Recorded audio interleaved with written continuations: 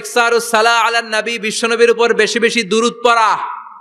বিশ্বনবী বলতেন জুমার দিন শ্রেষ্ঠ দিন, এই দিন আমার উপর বেশি বেশি দুরূদ পড়ো। ফাইন্না সালাতাকুম মা'রুদাতুন আলাইয়া, কেননা তোমরা যে আমার উপর দুরূদ পড়ো, আমি মরে যাওয়ার পরে এই দুরূদগুলো কে পাঠিয়েছে তার নাম, তার বাবার নাম সহ ফেরেশতারা আমার কবরে দিয়ে আসে। সুবহানাল্লাহ।